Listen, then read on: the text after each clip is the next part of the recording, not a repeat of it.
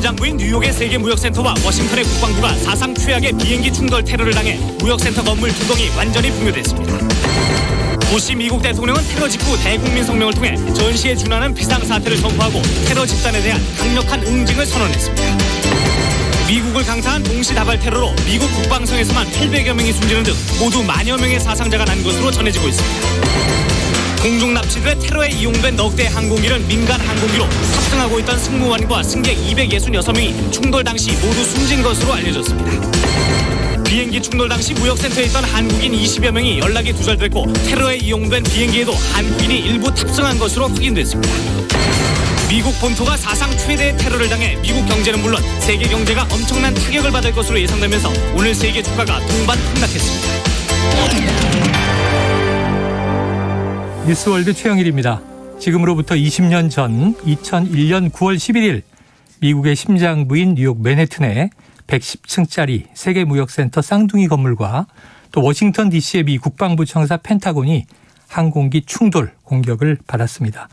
이 테러로 수천 명이 목숨을 잃었고요. 뉴욕 증시는 일주일 넘게 폐장되는 등 엄청난 타격을 줬는데요. 저도 당시 이 테러 열흘 전 바로 이 WTCA 건물을 방문했던 기억이 납니다. 출장이 일주일만 미뤄졌다면 거기 있지 않았을까. 상당히 많은 분들이 이제 공포를 느꼈던 세계적인 사건인데요. 자, 미국은 이 테러에 대한 응징 차원에서 아프간을 침공했습니다. 자, 9.11 테러의 주범 오사마 빈 라덴은요, 10년이라는 긴 시간이 지나서 결국 제거가 됐고요. 20년간 아프간에 주둔하면서 미국 역사상 가장 긴 전쟁이 실패한 전쟁이라는 오명을 남기면서 지난 8월 30일 철수를 마쳤습니다. 자, 그리고 오늘이 9월 11일 미국에서 9.11 테러가 발생한 지 꼭 20주기가 되는 날인데요. 자, 미국이 아프가니스탄 전쟁을 20년 만에 끝내면서 아프간은 새로운 국면을 맞고 있습니다. 그래서 오늘 저희 방송에서는요, 아프가니스탄 9.11 테러부터 탈레반 재집권까지 이런 주제로 특별 기획을 마련했습니다. 자, 오늘 방송을 위해서 두 분의 전문가를 모셨습니다. 먼저 아산정책연구원 중동센터장 장지향 박사 스튜디오에 직접 나와 계십니다. 어서 오세요. 안녕하세요. 전화 연결해 주시다가 와주시고. 반갑습니다. 네, 그리고 국립외교원의 미주연구부 민정훈 교수님 자리해 주고 계십니다. 어서 오세요. 예, 안녕하십니까. 네, 두 분의 전문가가 주말임에도 불구하고 오전 시간에 스튜디오에 나와 주셨는데요.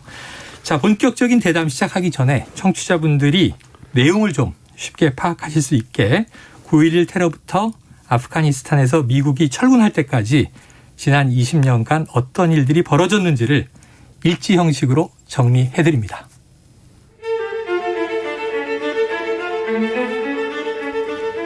(2001년 9월 11일) 9.11 테러 발생. 2001년 10월 7일 미영연합군 아프간 공습 시작. 항구적 자유작전으로 명명한 아프간전 개시.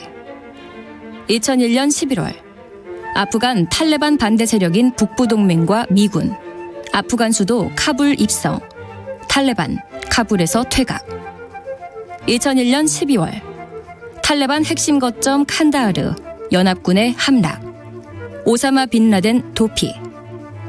2003년 5월 미국 아프간에서 주요 전투 종료 선언하고 이라크 침공 위해 병력 분산. 2006년에서 2008년 미국이 이라크에 집중한 틈타 탈레반은 아프간 남부에서 공세. 영국군 파병 규모 증대. 2009년 오바마 미 대통령 아프간 전투 및 지원 병력 증파 승인. 미군 3만 명 증원. 2011년 5월 1일 미군 특수부대 파키스탄에서 오사마 빈 라덴 사살. 2014년 5월 오바마 미국 대통령 연내 아프간 전쟁 공식 종료 계획 발표. 2014년 9월 아슈라프 가니 아프간 새 대통령 취임. 2015년 이후에도 비전투병 주둔 허용. 2015년 10월 오바마 대통령 임기 내 아프간 주둔 미군 완전 철수 계획 백지화. 2017년 8월 도널드 트럼프 대통령 새 아프간 전략 발표. 전쟁 승리 목표로 추가 파병 시사. 2019년 미국 탈레반 평화협상 중 9월 탈레반이 카불 외교단지 인근에서 차량 폭탄 공격, 미군 1명 포함 10명 사망, 결렬된 평화협상 12월에 재개. 2020년 2월 29일 미국 탈레반 도하에서 평화합의 타결. 2020년 3월 탈레반 아프간 정부군에 대한 공격 재개. 2021년 4월 바이든 대통령 9월 11일까지 완전 철군 계획 발표. 2021년 8월 15일 탈레반 수도 카불 진입하면서 아프간 전역 장악. 2021년 8월 30일 미국 미군과 민간인 대피 완료 선언. 네, 2분의 시간 동안 20년 벌어졌던 일을 저희가 듣고 왔습니다. 뭐 최근 벌어진 일은 뭐 우리가 매일 외신 보도가 나와서 잘 알고 있는데 긴 이야기는 좀 우리가 가물가물하죠. 그래서 2001년 9월 11일 이 출발점부터 미국 뉴욕의 뭐 월드 트레이드 센터 이 비행기가 충돌해서 건물이 불타던 장면은 너무나 생생한데요. 자, 민 교수님께 먼저 9.11 테러 당시 상황 여쭤볼게요. 어떻게 이런 일이 벌어진 겁니까? 뭐 충격이었고요. 일단 뭐 말씀해 주신 것처럼 이제 쌍둥이 빌딩이죠. 뉴욕의 어떤 자본주의의 상징이라고 할 수 있는 세계무역센터 건물이 2개가 서 있는데 그 2001년 9월 11일이죠. 오전 한 8시 한 46분 뭐 이렇게 보도가 되더라고요. 근데 이제 갑자기 저도 그때 기억이 나는데 밑에서 이제 그 카메라로 찍었다는 비디오, 그때는 휴대폰이 없었을 테니까, 네. 지금처럼 스마트폰이 없었을 테니까, 이제 그 어떤 비디오 카메라로 찍었을 때 보니까, 비행기가 너무 낮게 가다가 그냥 충돌을 한 거죠. 네, 그래서 막 그 비명 소리가 들리고 좀 지나서 한 17분 정도 지나서 이제 또 다른 남측 네. 타워에 이제 비행기가 충돌하고, 이와 더불어서 이제 두 건의 더 이제 테러가 있었던 맞아요. 거죠.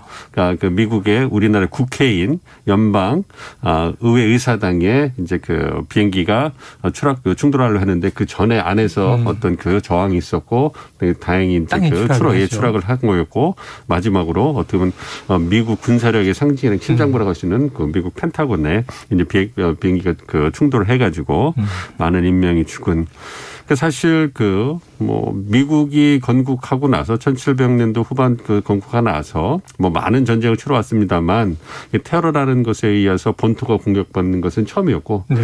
그 규모가 워낙 컸기 때문에 그렇죠. 이건 이렇게까지 그 테러가 일어날 수 있구나 해서 정말로 전 세계가 경악했던 이런 부분이었고, 무엇보다도 항상 초강대국으로서 다른 나라의 군대를 파병해서 여러 가지 명분으로 전쟁을 수행했던 미국도 이제 희생자가 될 수 있다라는 그러한 상징성을 보여주는 그러한 비극적인 사건이다 말씀드리겠습니다. 뭐 말씀 들어도 기억이 생생한데요. 제가 어제 영화를 하나 봤는데 이 9.11 테러 희생자에 대한 피해자 보상 기금 워스라는 영화가 하나 나와 있어요.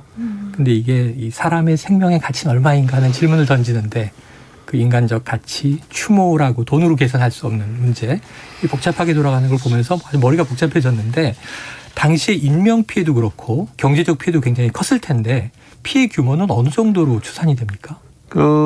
인명 피해는 추산되는 것이 이제 말씀드린 것처럼 한 4군데에서 테러가 동시다발적으로 일어났기 때문에 많은 인명 피해가 있었고요. 거의 한 2,700명, 2,900명 정도의 희생되셨다고 안타까운 소식이 들렸고요. 그리고 경제적으로 본다면 일단 건물이 이제 2개가 무너졌기 때문에 그렇죠. 그 건물이 나중에 이제 저도 이제 관심 기억이 납니다만, 이 비행기가 충돌한 지점이 건물을 완전히 무너뜨릴 수 있는, 붕괴시키죠. 그걸 갖다가 면밀하게 계산하고 치밀하게 준비해서 그걸 충돌했다고 해서 굉장히 경악했던 그런 기억이 나는데요. 그 건물이 한 11억 달러 하니까 우리 돈으로 한 1조가 넘는 돈이죠. 그리고 이제 그 후속 조치로 뭐 테러를 응징한다든지 아니면 그 어려움을 극복하기 위해서 미국이 돈을 갖다가 이제 세금을 써야 되지 않겠습니까? 그것이 이제 한 60조 원이 되는 거죠. 우리나라 돈으로. 그리고 이제 아프간 전쟁을 수행하느라고 미국이 아프간에만 쓴 돈이 한 20년 동안 한 2조 달러라고 하니까 2천조가 넘는 거죠. 그렇죠. 그리고 테러와의 전쟁을 다 합치고 보면 중동에 쓴 돈이 한 8조 달러 이렇게 된다고 그러니까 8천조니까 그냥 숫자인 거죠. 천문으로 찍은 숫자이다. 뭐 이렇게 말씀드리겠습니다. 자, 어마어마한 일인데 이제 장 박사님 이제 이슬람 쪽 전문가시니까 지금 이 미국 CIA가 테러를 응징해야 되잖아요. 네. 그럼 주범은 누구인지도 찾아내고 그 이제 어디에 있는지도 또 발견해야 되는데 테러를 계획하고 주도한 인물 알카에다다. 그 이제 지도자가 오사마 빈 라덴이다. 이렇게 이제 알려졌어요. 어떤 인물이었고요? 왜 이 테러를 일으킨 걸까요? 오사마 빈 라덴이 사우디 사람이죠. 네. 많은 분들이 아니 사우디는 대표적인 미국의 동맹국인데 그렇죠. 웬 사우디 사람들이? 근데 그런 일들이 사실 중동에는 흔합니다. 무슨 말이냐면 이 중동에는 이제 권위주의 국가, 비민주주의 국가가 많기 때문에 정부는 친미이면 많은 시민들이 반미이고 대표적인 나라가 사우디입니다. 네. 정부가 반미이면 이란 같은 경우 네. 많은 시민들이 친미입니다. 권위주의 국가의 비극이죠. 네. 이 오사마 빈 라덴이 청년 시절에 이 1979년에 소연방이 아프간을 침공을 합니다. 아, 그랬죠. 사우디도 아니에요. 아프간을 침공했는데 왜 사우디 청년이 아프간에 가서 탈레반과 알카에다의 모태가 되는 무자헤딘이라고 하는 네네. 이슬람 전사를 뜻하는 이 조직을 결성하느냐. 바로 냉전 시기의 유물이죠. 그러니까 소연방이 아프간을 침공을 해서 사회주의 세력을 지지하려고 하자 미국이 이 사회주의 세력에 저항하는 이슬람 저항 세력을 아프간 내에 있는 이슬람 저항 세력을 적극 지지합니다. 네. 그리고 자본은 사우디 자본을 이제 대도록 하죠. 네. 오일 머니를. 그런 연유로 해서 사우디 출신의 빈 라덴이 거부 집안이거든요. 그렇죠. 빈 라덴 집안이. 이 빈 라덴이 그런 연유로 해서 아프간까지 가죠. 거기서 이제 미국과 자신의 조국의 지원을 받아서 이 무자헤딘을 적극 네. 참여를 하고. 이게 처음에는 미국 지원으로 소련과 싸운 거예요. 그렇죠. 그러다가 이제 그 와중에 1988년에 탈레반 아니죠. 알카에다를 네. 조직을 합니다. 네. 빈 라덴이. 그리고 나서 1989년에 소련이 실패를 인정을 하고 돌아가죠. 그래서 이제 모든 사람들이 승전에 환원을 했고 그 이후에 사실 소연방의 몰락이 이 아프간전의 패퇴로 인한 것이라고 말을 많이 맞아요. 하는데 그래서 냉전이 끝납니다. 소련이 몰락을 했어요. 그렇죠. 그러자 미국이 뒤도 안 돌아보고 이슬람 그 저항 세력에 대한 지지를 철회를 하죠. 그 당시에 이 빈 라덴을 비롯해서 무자헤딘으로 모였던 사람들 그리고 알카에다 조직에 들어갔던 사람들의 배반감이 하늘을 찔렀고 미국에 대한 배신감. 네네. 그 다음부터 이 알카에다의 조직의 목표는 이 악의 제국 그레이 사탄을 제거하는 거다, 복수하는 거다라고 설정이 됐죠. 그래요. 지금 아주 이게 지난한 역사인데 네. 왜 사우디 청년이 그러게요. 탈레반과 합류를 해서 아프간에서 소련과 싸우다가 네네. 다시 미국을 또 주적으로 바꾸고 테러 집단이 됐나 하는 이제 역사적 배경 설명해 주셨습니다. 그래서 이해가 좀 된 게 왜 알카에다와 수장 오사마 빈 라덴이 일으킨 테러를 아프간을 공격했나, 탈레반과 전쟁했나 그랬는데 그건 좀 풀렸어요. 자, 박사님 그러면은 탈레반이 이 알카에다, 오사마 빈 라덴 어떤 관계였어요? 미국이 인도하라고 계속 압박하고 전쟁을 했는데 네네. 결국 빈 라덴은 나중에 파키스탄에서 제거되거든요. 그렇죠. 네. 그러니까 이 아까 말씀드린 미국과 사우디의 지원으로 이렇게 형성된 무자헤딘이라는 모태 같은 이 모조직을 두고 있는 이 조직이 알카에다와 탈레반입니다. 네. 알카에다는 1988년에 조직이 됐고 탈레반은 1994년에 조직이 됐습니다. 같은 땅인 아프간 안에서. 다만 알카에다 같은 경우는 이 빈 라덴이 수장이기 때문에 주변 이 이슬람 국가에서 많이 조인을 했죠. 사우디, 파키스탄, 이집트, 요르단 많은 나라에서 이 아프간으로 들어와서 소위 좀 국제적인 조직이 알카에다라면 탈레반 같은 경우는 1994년에 주로 아프간에 있는 여러 국내적인. 부족들, 특히 파슈툰족을 중심으로 조직이 된 자생적인 이슬람 급진 원리 조직이었죠. 그래서 이 알카에다 탈레반의 이 끈끈한 동지애, 네. 이 테러리스트 간의 동지애는 정말 굳건해서 당연히 이 부시 공화당 정부가 아프간을 침공을 해서 당시 정권을 잡고 있던 탈레반에게 알카에다의 수장을 내놓으라라고 했을 때 네. 내놓을 수가 없는 것이 가장 큰 게 이 이슬람 공동체에서 다 쳐다보고 있거든요. 네네네. 설마 탈레반이 빈라덴을 인도해줄까? 당연히 인도 안 해주는 거고요. 네. 두 번째는 진짜 1979년부터 두 조직은 열심히 같이 소련에 대항해서 싸웠습니다. 네, 한 몸이었고 네네. 끈끈한 관계였다. 네네. 국경을 넘어서서. 자, 민 교수님, 이 아프가니스탄 전쟁이요. 미국만 싸운 게 아니라 나토 가맹국 전체가 참전했다. 당시에 또 이라크에서도 이 사담 후세인과 전쟁이 벌어졌잖아요.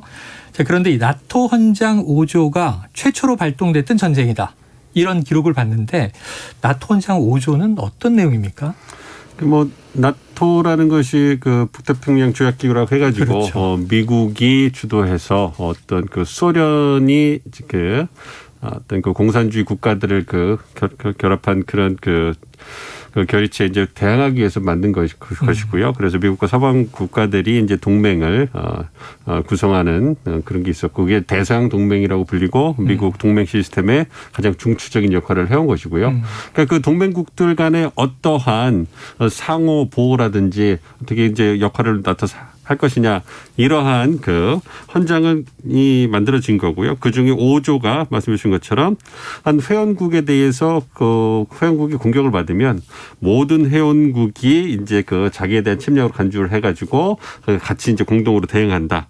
뭐 이런 부분이거든요. 그래서 이제 그 나토 헌장 5조가 이제 그 미국과 유럽의 공동안보에 관한 그 공약을 상징한다. 그래서 함께 싸운다. 뭐 이런 부분이 되겠죠. 그래서 이 아프간 전쟁에서 이제 그 나토 헌장 5조가 발동이 돼가지고 처음으로 발동이 돼서 미국과 말씀하신 나토 국가들이 이제 전쟁을 함께 수행한. 물론 이제 그 전투군을 이제 보낸다든가 비전투군을 보낸다든가 국가별로는 다르겠지만 모든 국가가 참여했던, 어떻게 보면 미국이 공격당했기 때문에 유럽 국가들이 이제 그 어떤 형태로든 적극적으로 나서서 전쟁을 함께 수행했던, 어떻게 보면 처음이자 마지막인 그런 계획 아닌가 그렇게 생각합니다.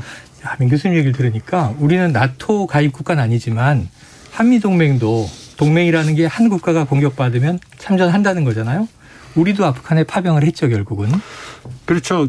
우리 그래서 많은 국내적으로 논의가 많이 됐었죠. 예, 전투군을 보내야 되느냐, 비전투군을 보내야 되느냐, 우리의 국익이 어디에 있느냐. 그렇죠.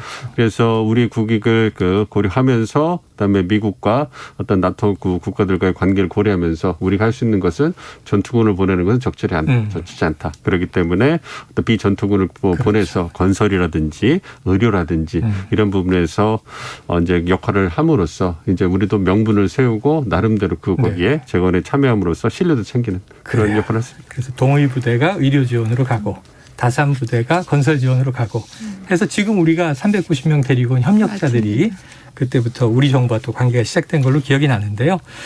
자, 장 박사님, 오사마 빈라덴 결국은 제거가 됩니다. 10년 걸립니다. 이 오바마 행정부에서 이 작전이 대통령이 지켜보는 가운데 이제 진행이 된 게 나중에 공개가 되는데요. 2011년 5월. 왜 이렇게 오래 걸렸을까요?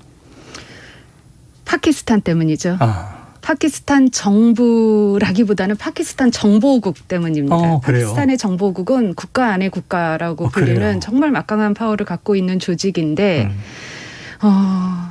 이 자기보다 힘이 센 인도라고 하는 가장 강력한 라이벌과 이제 갈등을 겪고 있는 나라가 살아나는 법이죠. 그러니까 파키스탄 정보국이 이 빈라덴을 이렇게 보호 아닌 보호를 하고 있었다라는 것은 사실이고요. 그리고 나서 이제 2011년도에 이제 미국에서 사살을 한 다음에 미국뿐만 아니라 나토에서도 정말 파키스탄 정보 이럴 수가 있느냐라고 하는데, 파키스탄은 사실 또 파키스탄 정보국이 이렇게 막강한 정보력을 갖게 된 데에는 아까 말씀드린 1979년에 소련박이 아프간을 침공했을 때 미국이 이슬람 세력을 지원을 하면서 만들어 놓은 당시 파키스탄 정보국을 엄청 훈련을 시켜줬거든요. 어떻게 하면 이 이슬람 세력들을 다 파악을 하면서 이런 정보를 갖고 소련을 있을 수. 막을 수 있는가. 그렇죠.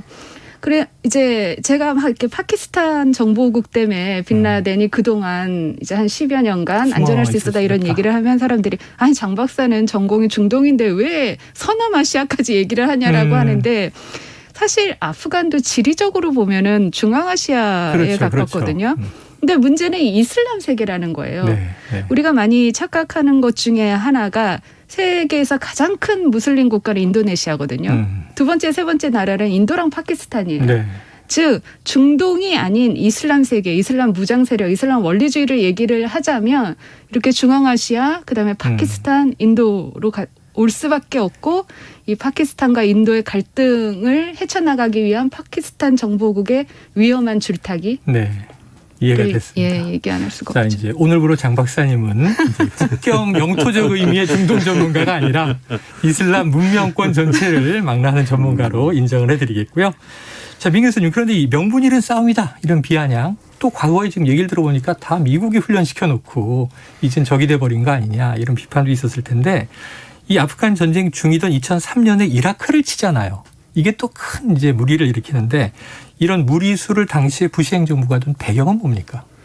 아무래도 이제 그 당시에 그 정책 결정자라고 할 수 있는 외교안보 분야에 있어서 그 네오콘이라고 하는 그 신보수주의자라고 말씀드릴 수 있겠죠. 기억나네요. 예, 롬스펠턴이, 딕 체니, 이런 예, 그런 분들이 갖고 있었던 미국 예외주의에 대한 어떤 신봉이 가장 큰 원인이 아닌가 싶어요. 뭐 미국은 예외적으로 뛰어난 국가이고 신의 부름을 받은 국가이기 때문에 전 세계의 어떤 미국식의 복음, 미국 민주주의의 그 가치를 갖다 전파시켜야 되는 또 사명을 갖고 있다 이런 식으로 네. 자신들의 어떤 대내외적인 행위를 좀 그 정당화시켜온 그런 부분이 있거든요. 네. 그런 부분이 이제 아프가니스탄 전쟁이라는 테러와의 전쟁이라는 명분을 가지고 들어가서 거기서 끝났어야 되는데 이게 테러와의 전쟁이 끝나는 게 아니라 중동의 민주화를 의식하겠다.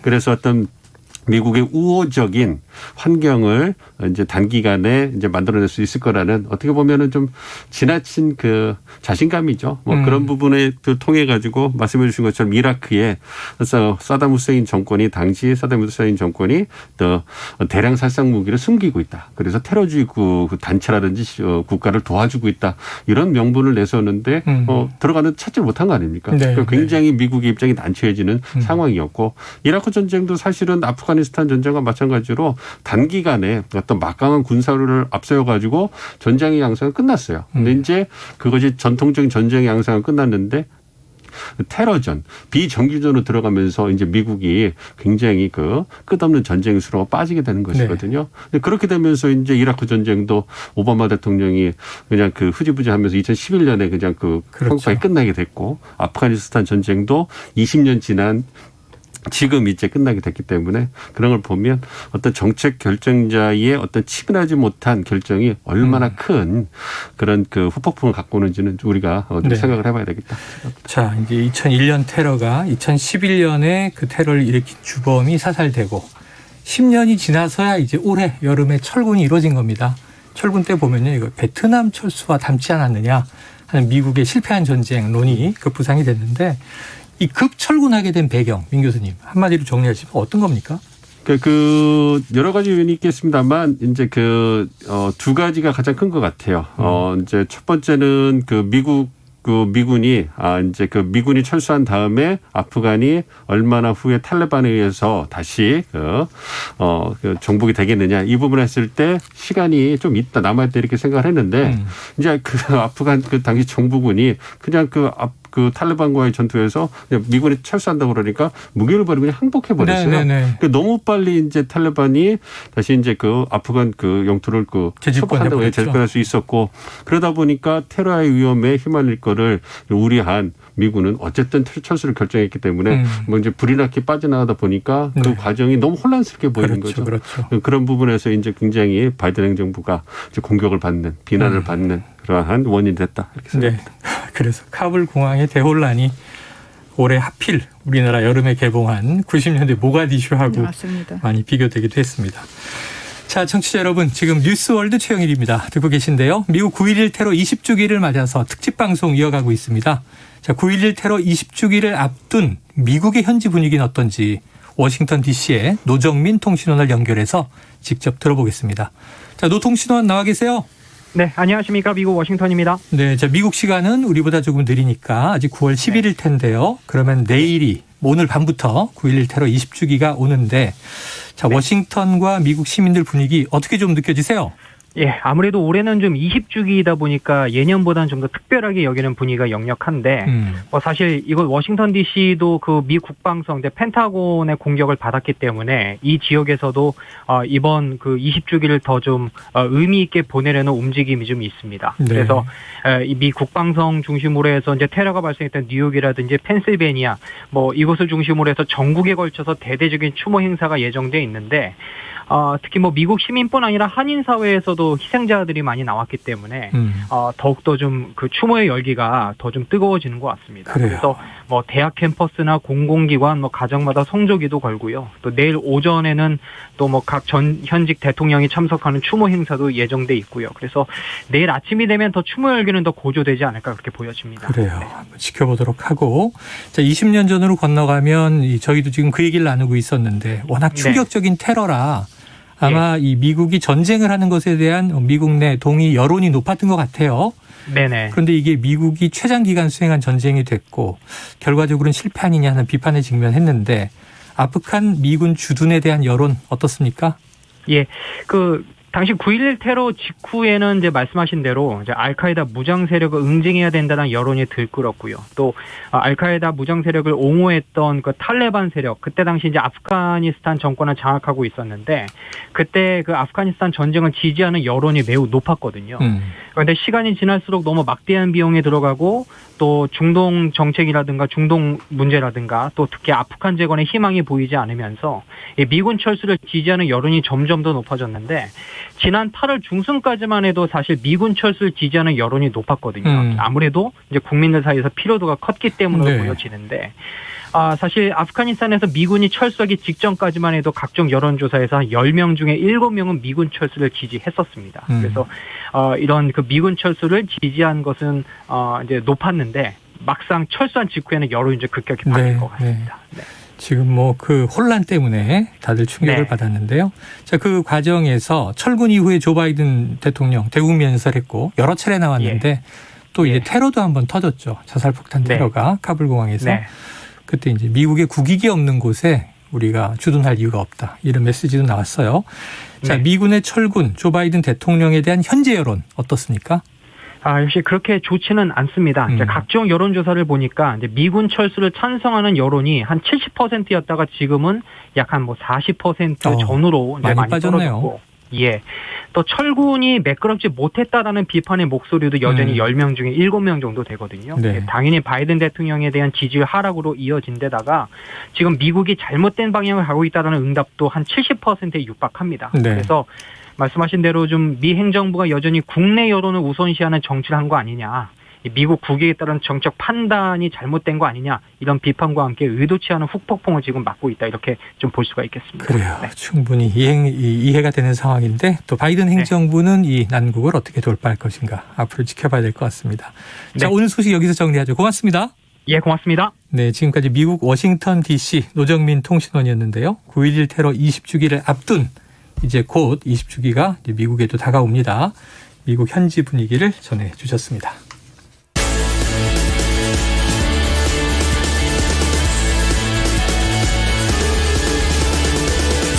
KBS Radio News World. 네, 9.11 테러 직후에 시작돼서 20년 동안 계속됐던 아프가니스탄 전쟁은 어쨌든 일단락이 됐습니다. 지금 후폭풍이 아직 이어지고 있다는 얘기 조금 전에 미국 현지 소식 들으셨는데요. 자, 그런데 문제는 또 이제 아프가니스탄 일대겠죠. 이슬람 무장 조직들이 아프간을 거점 삼아서 난립하고 있다. 또 탈레반이 정말 뭐 그런 국내 안정을 유지하는 개방 정부를 꾸릴 것이냐 여러 가지 이제 시험대가 이어지고 있는데요. 여기에 대한 이야기, 현재 이야기를 좀 이어가야 될 것 같습니다. 자, 장 박사님께 여쭤볼게요. 바이든 대통령은 이제 테러 주범인 오사마 빈 라덴을 심판했고 알카에다는 무력화됐다. 그래서 전쟁을 끝낸다. 그런데 지금 알카에다가 살아있는 거 아닙니까? 살아있죠. 네. 우리가 기억하는 1988년도에 조직이 돼서 2001년도에 테러를 했던 그 모습으로는 아니지만 바뀌었지만 어쨌든 더 나쁜 모습일 수도 있는 모습으로 건재하고 있습니다. 네. 그러니까 뭐 오사마 빈 라덴은 죽었고 그 외에 핵심 수뇌부는 아직도 지금 이 수감돼 있어서 재판을 기다리고 있고 사실 IS의 수장도 죽었습니다. 네. 알바그다디도 이제 그 폭사를 했는데 네. 문제는 이 전 세계적으로 퍼진 이 급진 극단주의 테러 조직이 훨씬 더 분점화가 됐다라는 거예요. 어찌 보면 예전에는 이렇게 핵심 수뇌부가 있으면 사실 테러리스트와 협상을 하면 안 된다는 뭐 이론도 그렇죠. 있지만 영화에들 나오죠. 예. 협상을 할 수가 있었거든요. 수뇌부 몇 명이랑. 근데 네. 지금은 분점화가 돼서 완전 이 조직이 점조직으로 퍼져 네. 있기 때문에 핵심 수뇌부도 그네들을 그 하부 통제할 수 조직들을 없다. 통제하기가 어렵다라는 얘기가 나오고 있거든요. 게다가 말씀하신 것처럼 이제 아프간에서 탈레반이 재집권을 하게 되니 주변에 있는 이 이슬람 급진 조직의 무슨 젊은 대원들이 그야말로 무슨 도피처 내지는 근거지로 여기고 아프간으로 속속 입성하고 네네네. 있는 것이 지금 현재 아프간의 모습이기 때문에 별로 좋은 소식은 아닙니다. 야, 더 어수선해지고 있다 이런 느낌이 드는데요. 네. 아까 이 탈레반 그러니까 지금 아프간의 탈레반 네. 그리고 이제 사우디에서 시작했지만 아프간으로 달려갔던 이 오사마 빈 라덴의 알카에다 얘기는 해주셨는데 그 사이에 IS가 있잖아요. 우리가 보기에는 뭐 탈레반, 알카에다, IS, 무자헤딘 잘 네네. 구분이 안 되는데 네. 각각 다른 거죠. 주체 자체가. 다르죠. 이 세 조직의 이 모체는 말씀하신 무자헤딘입니다. 네네. 같고요. 미국과 사우디가 지원해서 만들었던 괴물. 그러니까 미국 정부도 우리가 정말 괴물을 양산했다라고 하면서 땅을 치고 있는 네. 그 무자헤딘 아래에서 나온 것이 알카에다와 탈레반입니다. 알카에다는 말씀드린 것처럼 사우디, 뭐 요르단 그 주변 국가에서 주변 네. 무슬림 세계에서 많이 이렇게 지원을 해서 나름 좀 국제적인 조직이라고 치자면 탈레반은 그래도 이 아프간 내 부족들이 많이 들어가 있습니다. 네. 그리고 이 두 조직은 이 무자헤딘에 이어서 2세대 지하디스트라고 하죠. 네.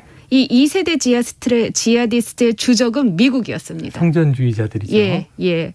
이 악의 제국 사탄 미국이 네. 주적이었죠. 문제는 IS입니다. IS. 제3세대 지하디스트. 3세대. 이 IS는 그야말로 그냥 뭐 초극단적인 테러 조직인데 네. 이 알카에다의 이라크 지부라고 하는 너무나 강경한 지부에서 이 떨어져 나온, 그러니까 알카에다에서 가장 강경한 아이들이 이 알카에다 이라크 지부를 만들었는데 이 지부 내에서도 정말 강경한 사람들이 조직을 한 게 네. IS인데 IS의 주적은 어딜까요? 너무 좀 황당해요. 네. IS의 주적은 시아파입니다. 그래요? 네네. 순위파 시아파가 이슬람 내에 있는 거잖아요. 맞습니다. 그러니까 이 조직이 계속 갈수록 세분화되면은 네. 그냥 그야말로 초교조적이 되면서 자기 말을 듣지 않는 이 주변의 무슬림도 주적으로 삼거든요. 그래서 IS의 주적은 시아파, 그 다음에 서구. 입니다. 그래서 이 사실 알카에다는 IS랑 절연도 많이 선언을 했습니다. 그러다 보니 탈레반도 IS랑 그렇게 사이가 안 좋은 경우가 종종 있습니다. 그래요. 참 신기한 일이에요. 그동안 우리 상식은 시아파가 좀 강경하다, 순위파는 좀 순하다 이렇게 이해했는데 그 안에선 또 전혀 다른 이 교리 논쟁이 있는 것 같고요. 그렇죠. 자, 민 교수님, 이런 복잡한 와중에 20년 동안 아까 말씀해 주셨는데 미국이 주둔하면서 2조 달러. 야, 이게 보통 예산이 아니네요. 우리 돈으로 뭐 2,400조가 넘는 돈. 이 추경을 몇 번 할 예산이에요, 지금. 우리가 미국을 천조국이라 부르잖아요. 천조국이 맞는 것 같아요. 이 돈을 쓰고도 달라진 게 없다. 국익이 없으니까 우린 철군한다. 그럼 20년 뭐 했나 이런 얘기가 나올 텐데 20년 동안 미국은 뭐 한 걸까요? 그게 미국 정부 입장에서는 가장 그 곤란한 질문이 아닌가 싶습니다. 네. 돈은 그렇게 어떻게 보면 쏟아붓듯이 했는데 오히려 장기간에 걸쳐서 사실은 목표를 이루지 못했으니까요. 그러니까 아까 모두에 말씀드린 것처럼 아프가니스탄 전쟁, 뭐 이라크 전쟁, 중동에서의 전쟁을 수행할 때 처음에는 대테러 전쟁이었는데 이것이 시간이 지나면서 중동에서의 국가 건설 그리고 이제 그 민주주의 이식 이 부분으로 이제 전환이 되면서 미국이 힘들어진 거거든요. 네. 그러니까 한 국가 그 지역에서 국가를 건설하고 민주주의를 이식하려면 그걸 운영할 수 있는 어떤 그 국가 다방면의 시스템을 만들어줘야 될 거 아닙니까? 그렇죠. 정치 시스템도 만들어줘야 될 거고 교육 시스템, 뭐 근데 군대 시스템 이런 부분에 대해서 다방면으로 돈을 쓴 거죠. 근데 뭐 저희도 민주화 경험이 있어서 잘 알고 있지만 이게 다른 나라에서 들어와서 자기식의 어떤 시스템을 이식해라, 받아들이라 하면 이게 쉽지가 않거든요. 예, 저희가 문화적 그 경험이 있는 것도 아니고 교육을 충실히 받았던 것도 아니고 그렇다고 필요성이 굉장히 대두되는 것도 아닌데 그런 상황에서 다 외국군이 들어오고 외국 정부가 들어와서 돈을 풀면서 그러한 그 시스템을 이식하려고 하니까 돈만 받아먹고 이제는 그 부분에 대해서 절실함을 느끼지 못하니까 그냥 흐지부지 되는 거죠. 그러니까 얼마나 많은 부패와 어떤 그 스캔들이 일어났겠습니까? 그리고 부적절한 인사들이 어떤 요직에 등용돼서 제대로 국가를 운영하지 못하는 그럼에도 불구하고 미국은 그걸 알면서도 그냥 방치할 수밖에 없는 그러한 모순적인 상황. 그게 한 20년 정도 진행된 거 아닌가 싶습니다. 그래서 천문학적인 돈을 쓰고 목표는 이루지 못해서 그래서 결국은 패배한 전쟁을 수행하고 그 황급하게 빠져나올 수밖에 없었던 어떻게 보면 치욕적인 그런 사건이다 말씀드립니다. 눈 가리고 아웅하는 20년, 돈만 쏟아부은 20년. 마지막에 깜짝 놀란 게 바이든 대통령도 속았다 이런 얘기가 바니 대통령하고 마지막 통화에서 죽을 때까지 싸우겠다 그랬는데 카불 점령 전날 그냥 해외로 떴잖아요. 자, 이런 안타까운 모습을 보고 있습니다. 자, 이번에는 저 아프간 전쟁 수많은 난민을 지금 낳고 있어서 지금 2015년 시리아 난민 사태를 겪은 유럽 국가들의 저항이 또 커지고 있습니다. 난민 수용에 난색을 표하고 있고요. 또 이 국경을 마주하고 있는 인접 국가들은 철벽을 세우고 이중 철조망을 세우고 좀 무시무시한데요. 자, 난민 문제 국제사회의 큰 과제고 여기는 또 우리나라도 연관이 돼 있습니다. 자, 난민 인권 네트워크 의장이죠. 일전에 저희 프로에서 연결드렸었는데 이일 변호사님을 전화로 연결해서 난민 이야기 좀 나눠보겠습니다. 자, 이 변호사님 나와 계시죠? 네, 안녕하세요. 네, 자, 아프가니스탄에서 탈출한 난민들 지금까지도 많았고 지금 최근에 이제 그 탈레반 점령 이후 지금 보니까 카타르로 민항기가 또 다니기 시작했더라고요. 자, 앞으로 얼마나 더 많이 난민이 나올 걸로 예상하십니까? 예, 아프가니스탄 인구가 3,500에서 3,800명 정도 추산하는데요. 이미 20년 동안 탈레반 치하에 있었던 탈레반이 오기 전에도 20년 동안에 많은 분들이 이미 해외로 나가 계신 분들이 많았습니다. 그래서 이미 과거에 나가 계신 분이 260만 명 정도 되었고 그중에 150만 명이 파키스탄 주변에서의 파키스탄에 가장 많이 가셨고요. 이란에서 78만 명 정도가 있었었는데 지금 최근에 유엔 난민기구에서 추산하기로는 올해 2021년에 해외로 피신하려고 하는 분들이 57만 명 정도가 될 것으로 예상된다라고 하고 있어서 지금 현지에 있는 활동가들 이야기를 들여다보면 이란 같은 이제 파키스탄은 좀 국경을 많이 막고 있기 때문에 이란 같은 곳으로 지나갈 때 하루에 9천 명씩 지금 사실 국경을 넘어오고 있다 이런 이야기가 들리고 있을 정도로 상당히 어렵고 국경을 넘다가 사망하거나 총격에 의해서 그런 소식들도 가슴 아픈 소식도 많이 들리고 있는 상황입니다. 저 시리아 난민 사태 때도 해변가에 사망한 아이의 시신 때문에 얼마나 큰 세계적 충격이 있었습니까? 지금 맞습니다. 그런 모습을 또 봐야 되는가 걱정이 되는데 거의 60만 명 가까이가 더 난민이 될 가능성이 있고 이미 260만 명 정도가 인접 국가에 있고. 자, 그러면 지금 시리아 난민 사태 이후에요. 유럽 국가들이 난민 수용에 지금 난색을 표하는 나라들이 많이 나오고 있습니다. 그렇다면 이 난민들은 어디로 가야 하는가? 이 문제가 제일 큰 숙제인데 이 아프간 난민에 대한 주요국들의 입장 어떻게 좀 정리하고 계세요? 예. 아무래도 이번에 가장 많은 현지인 조력자들, 저희 미라클 작전과 비슷하게 했던 현지인 조력자들 피난을 미국이 한 12만 명 왔다 갔다 이제 피난시킨 것으로 알고 있고요. 다른 나라들 같은 경우도 그 작전에 참여했던 분들은 생각보다 몇천 명, 몇만 명씩 많이 이제 피난을 시켰습니다. 근데 이제 그런 분들은 그 나라에서 실제로 책임져야 될 당연한 책무 중에 하나였고, 이제 그거 말고 일반적인 난민들을 어떻게 도울 것인가라는 것에 있어서 아무래도 주변 국가들은 난색을 표하는 건 맞는 것 같아요. 왜냐하면 시리아 난민들 같은 경우도 실제로는 유럽이 않는 소리를 하고 있지만 유럽으로 넘어간 사람들은 정말 5%는 안 되거든요. 거의 대부분에 있는 사람들은 시리아 인근 국가의 레바논, 터키 이런 곳에 머물기 있기 때문에 사실상 인근 국가에 있는 데들은 왜 짐을 나눠주지 않고 우리한테만 모든 것을 맡기냐. 약간 이런 식의 불만이 사실은 이해될 수 있는 그런 불만이 있습니다. 그래서 지금도 아마도 예를 들어서 말씀드렸던 이란이라든가 터키라든가 그 주변에 있는 나라들이 좀 많이 그런 것 같은데요.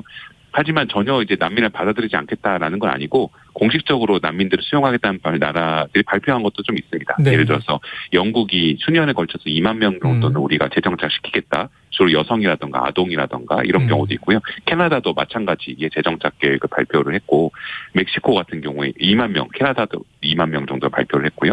호주는 연간 3천 명 정도 보통 아프가니스탄 비자 분들에게 탈출을 위한 비자를 발급해왔기 때문에 그런 추세에서 할 것이라고 생각 들고 미국은 명확하게 입장은 밝히지 않았지만 지금 예를 들어서 이번에 급하게 작전을 수행하면서 피난시키는 분들이 12만 명 정도 거의 되기 때문에 그걸 정리하는데 아직 정신이 없어서 더 말을 못하고 있는 것이라 생각이 들고 메xi코나 브라질 같은 경우도 언론인들이나 아니면 여성 활동가들 한 100명씩을 일단 우리가 보호하겠다라고 얘기를 하고 있어서 아주 막 네거티브한 것까지는 아니지만 네. 서로 약간 눈치를 보고 있는 게 아닌가 싶고요. 앞으로 어떻게 추이가 될 것인지 또 함부로 말했다가는 인근 국가들이 이미 많이 텐션을 갖고 있는 상태에서 네. 어떤 관계가 될지 모르기 때문에 조심스럽게 입장을 좀 발표를 못하고 있는 게 아닌가 이런 생각도 듭니다. 그래요. 조금 눈치 보긴 하고 있지만 아주 네거티브한 건 아니다. 그 말씀만 해도 다행이긴 합니다만 지금 유럽은 한 5% 수용했는데 앓는 소리 하고 있다. 주요 국가들은 좀 어렵다. 근데 이제 이게 항상 이렇게 좀 화제가 되는데요. 아까 시리아 소년 얘기도 했지만 카불에서 탈출한 5세 소년이 배가 고프다. 독버섯을 먹고 사망했다는 이제 외신 보도가 크게 파장이 있었어요. 난민들의 현재 상황에 대해서 우리가 주목하게 되는데 이들을 위해서 국제사회가 좀 어떤 일을 해야 되는지 한 말씀 주십시오. 예, 아마 두 가지 방향이 다 가야 될 것 같아요. 첫 번째 방향은 탈레반이 사실 문제가 있는 정권이라 하더라도 이 국가가 그냥 붕괴하도록 놓아두자 이런 형태로는 전혀 해결책이 아닌 것 같고요. 왜냐하면 수많은 사람들이 이미 그 안에 살아가고 있지 않습니까? 그렇죠. 그래서 사실 지금 국제사회가 감시도 해가면서 다시 어쩌면서 완벽한 어떤 외교 관계를 수립한다 이런 것은 지금 간단한 것은 아니지만 국제사회 규범에 맞게 움직이도록 이제 압력을 넣고 또 한편으로 거기서 국제사회도 어느 정도 관계를 맺어서 정상 국가로 좀 발돋움할 수 있도록 대화를 해나가는 그런 형태의 감시와 어떤 지원 이런 것이 필요할 것 같고요. 그게 아니면 지금 아프가니스탄 안에 있는 분들도 거의 굶어 죽을 수 있는 큰 위험에 처해 있는 것도 사실이기 때문에 그런 형태의 국제사회에서의 정상국가로의 발돋움하는 과정을 견제하는 눈빛으로 보는 것들이 필요할 것 같고요. 하지만 인근국가들 같은 경우는 국경을 무조건 닫아두는 것은 실제로 많이 표적이 되었거나 위험했던 분들 같은 경우는 그 안에서 정말 너무 위험에 처했기 때문에 피난할 수 있도록 유엔 난민가 권고하듯이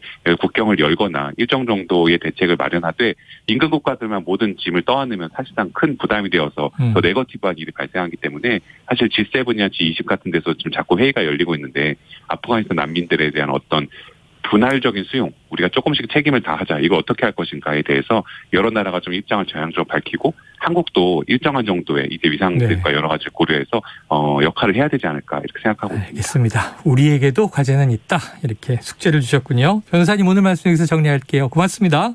네, 감사합니다. 네, 지금까지 난민인권네트워크 의장 이일 변호사와 아프간 난민 문제 짚었습니다.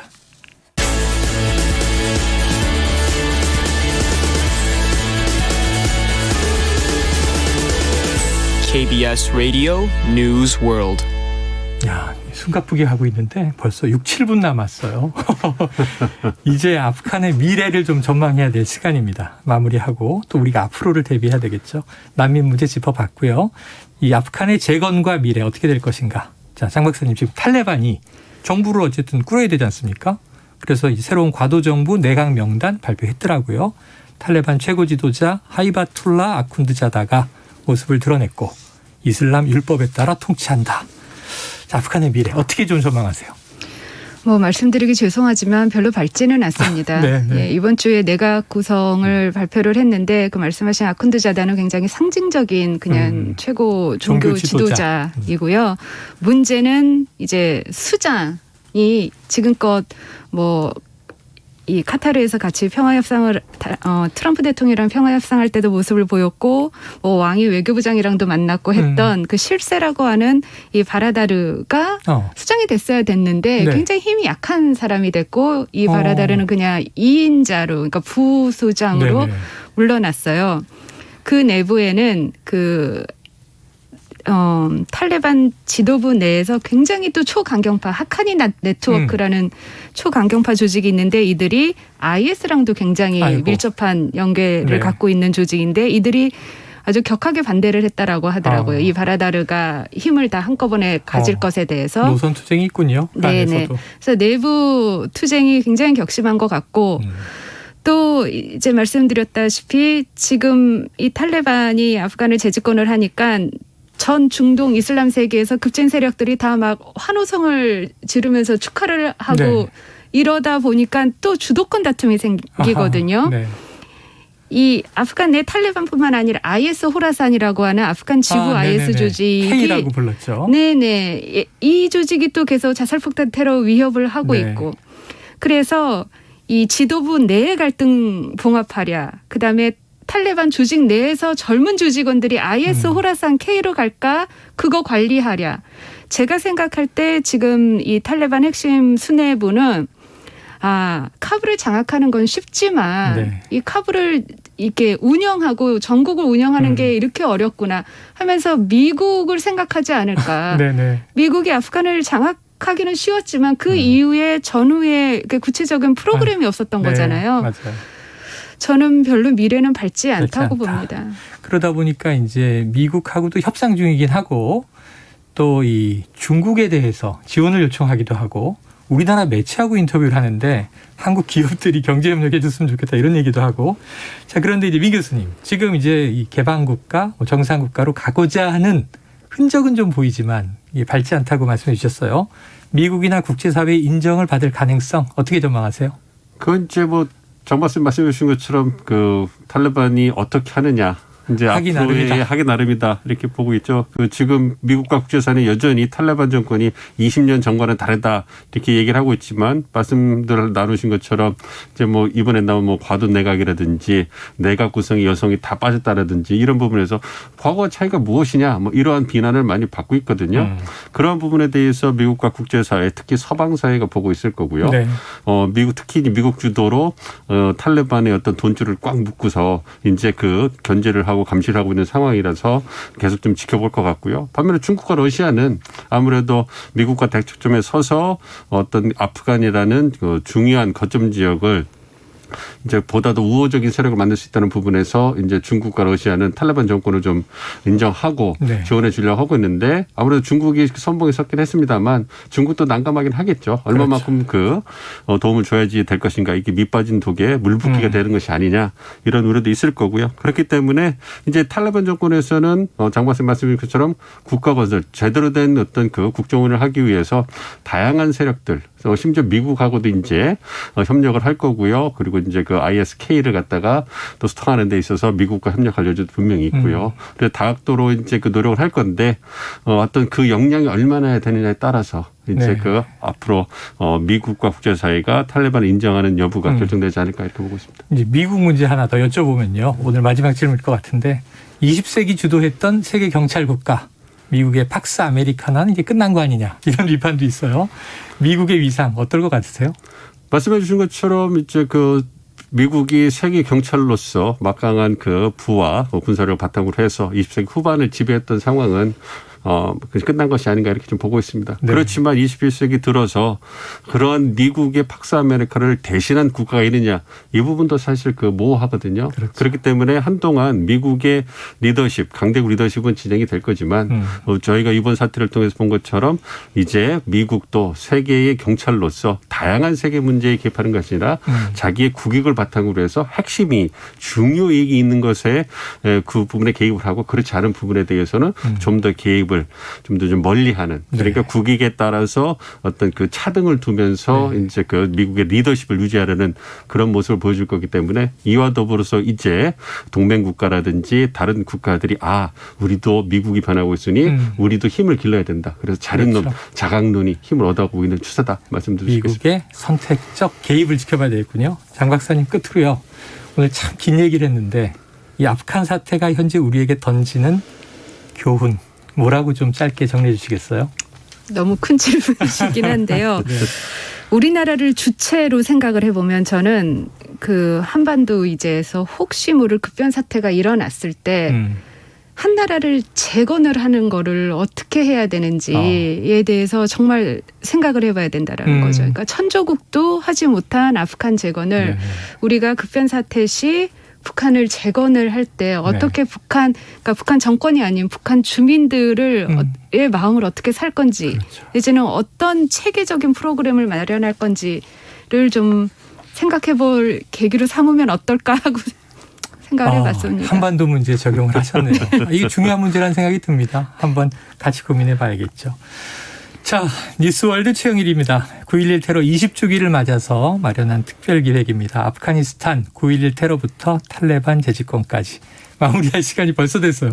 1시간이 후딱 갔죠. 네네. 자, 이야기를 나누다 보니 아프간에 산적해 있는 문제도 많고 또 이슬람 극단주의 온상이 되지 않을지 안타까운 마음도 들고 이것을 해결하려는 국제사회의 노력도 지금 절박하고 절실해 보입니다. 지금까지 국립외교원의 미주연구부 민정훈 교수님, 또 아산정책연구원 중동센터장 장지향 박사님과 아주 알뜰하고 중요한 시간 함께했습니다. 오늘 두 분 말씀 고맙습니다. 감사합니다. 네, 감사합니다. 자, 지금까지 청취해 주신 여러분 고맙습니다. 뉴스월드 최영일입니다. 오늘 준비한 특집 여기까지고요. 저는 내일 오전 10시 5분에 다시 찾아뵙겠습니다.